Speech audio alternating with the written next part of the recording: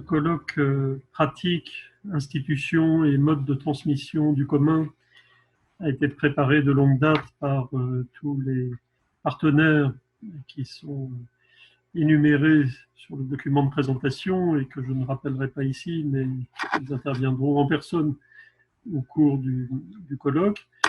Rarement il aura été si facile de réunir concours et soutien pour un colloque. Rarement il aura été si difficile de veiller à ce qu'il puisse avoir lieu dans les circonstances que nous connaissons, la pandémie de Covid bien sûr, et aussi aujourd'hui le mouvement en cours auquel je m'associe tout à fait à titre personnel, mais ce colloque étant international et largement intersectoriel, il a paru indispensable de le maintenir malgré le mouvement très important en cours. Décidé d'enthousiasme et ralliant pour ainsi dire de nombreux suffrages, la thématique de cette rencontre s'inscrit dans la continuité de celle du colloque sur les dynamiques du commun, dont les actes paraissent cette saison aux éditions de la Sorbonne. La rencontre sur les aspects dynamiques mettait l'accent sur l'action collective et sur sa manière de relier les savoirs, les normes et les pratiques. Largement structurée en fonction de grands domaines d'activité, elle avait permis de mieux comprendre les interactions entre différents registres de normativité, entre différents usages ou différentes pratiques, au cœur de l'émergence d'initiatives relevant de ce que l'on peut tenter de repérer comme un mouvement contemporain néo-communaliste. Cependant, les questions de pérennisation, d'inscription dans la durée et aussi dans la visibilité publique étaient restées ouvertes, puisque l'attention était concentrée sur la manière dont l'initiative collective prend forme ou non. De plus, si le propos s'articulait naturellement aux valeurs mises en avant par les auteurs qui ont promu le renouveau des communs dans la perspective de l'émancipation et de la démocratisation au cœur même du travail et des échanges, il restait à se demander comment les initiatives et les activités peuvent communiquer avec ce qui a été relégué au second plan dans les écrits doctrinaux, l'au-delà des valeurs et des engagements que constituent les institutions stabilisées dans l'espace public. Disons même que des questions critiques ont émergé. Si les communs reposent sur des valeurs partagées en sous-groupes et sur des engagements personnels, quel peut être leur sort dans un univers social dominé par l'État et par des lois rapportées à un marché structuré par la puissance publique? L'au-delà imaginé par-delà État et marché ne risque-t-il pas de n'être qu'un mirage évanescent face à l'alliance bien réelle entre la puissance publique et le projet d'une société de marché? Ce projet est en vérité peu accueillant pour l'engagement public en faveur de dimensions concrètes du bien commun, et guère plus d'ailleurs pour les formes alternatives d'organisation collective qui prétendraient s'émanciper des normes du propriétarisme privatif, de l'autorité discrétionnaire fondée sur les titres privés et la propriété du capital, s'émanciper de la mise en concurrence enfin.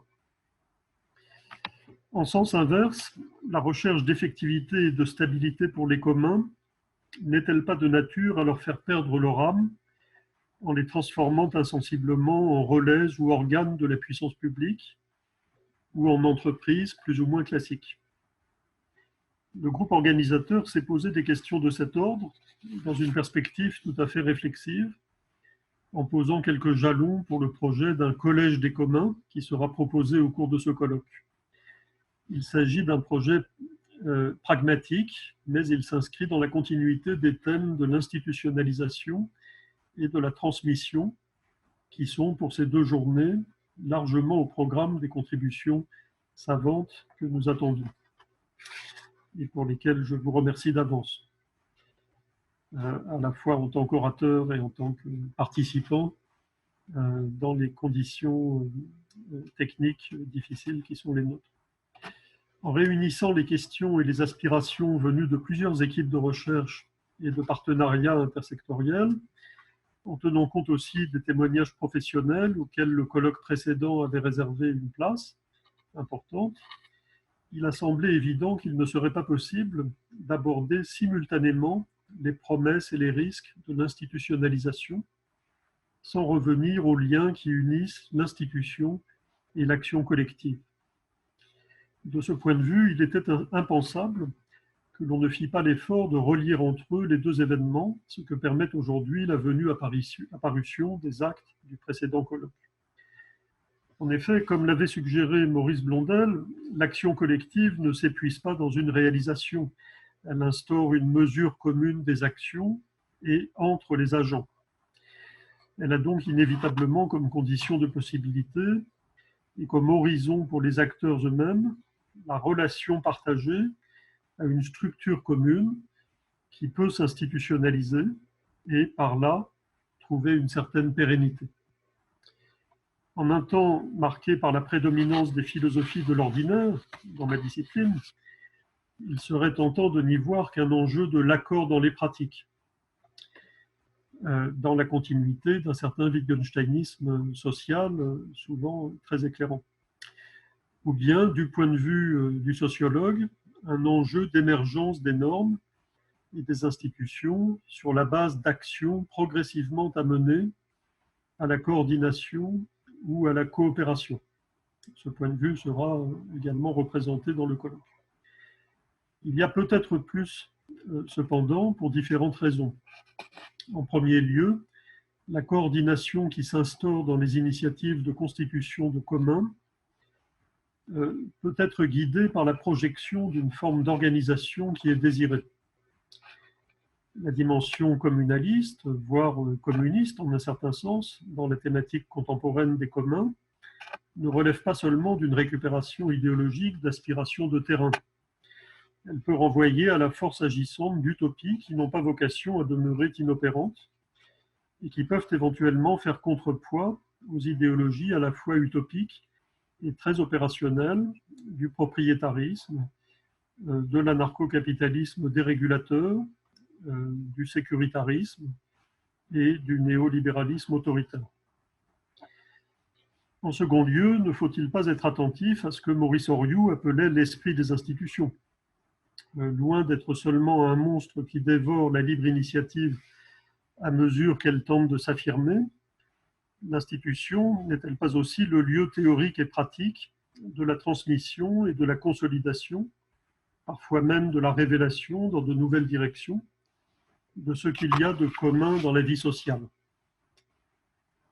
Cette identification du commun peut à son tour, évidemment, courir des risques relevant de l'idéologie autoritaire.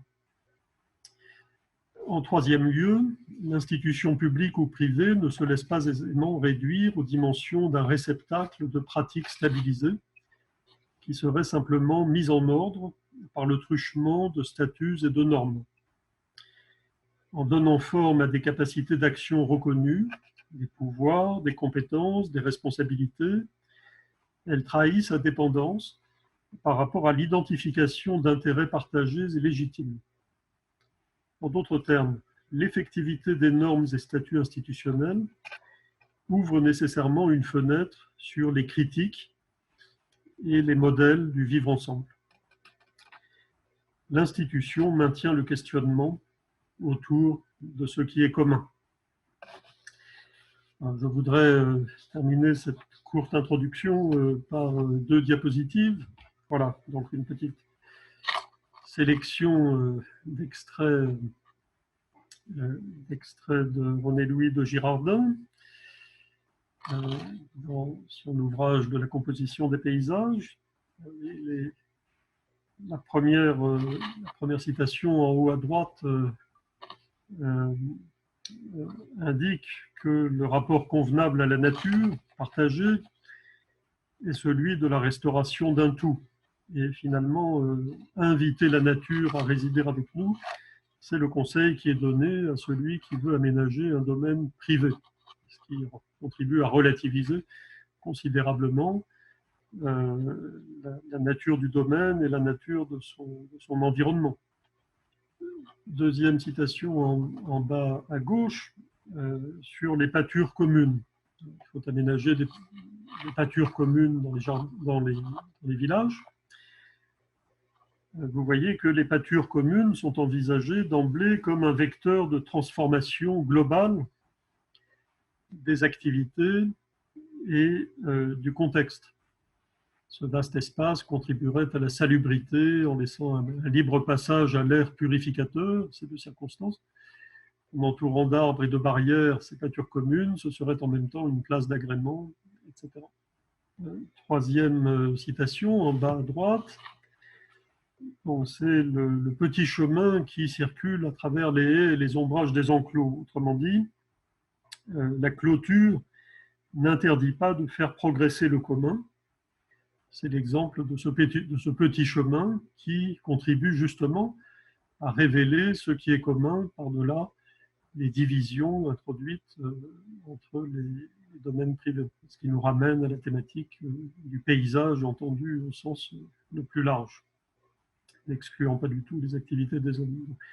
Donc finalement, le genre de complémentarité que nous explorons aujourd'hui sous la bannière des communs entre différentes formes d'organisation et les formes complexes de dépassement de différentes formes d'organisation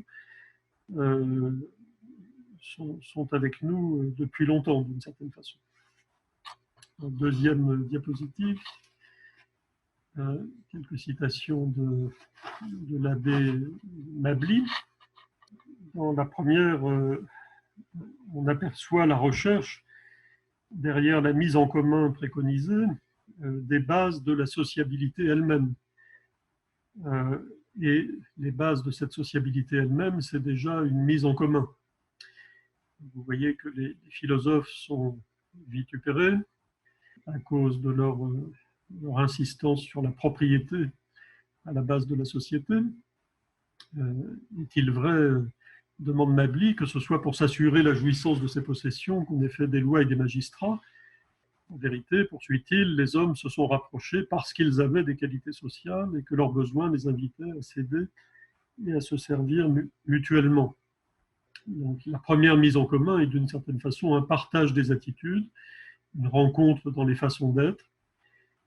Par exemple, aujourd'hui, on évoque souvent à la manière de commun à constituer une attitude commune devant le risque. Est-ce que ce n'est pas une manière de renouer avec cette problématique? Dans la deuxième citation, on voit que l'égalité est productrice de biens communs. L'égalité doit produire tous les biens, écrit-il, parce qu'elle unit les hommes, leur élève l'âme et les prépare à des sentiments mutuels de bienveillance et d'amitié. J'en conclus que l'inégalité produit tous les maux parce qu'elle les dégrade, les humilie et cède entre eux la division et la haine.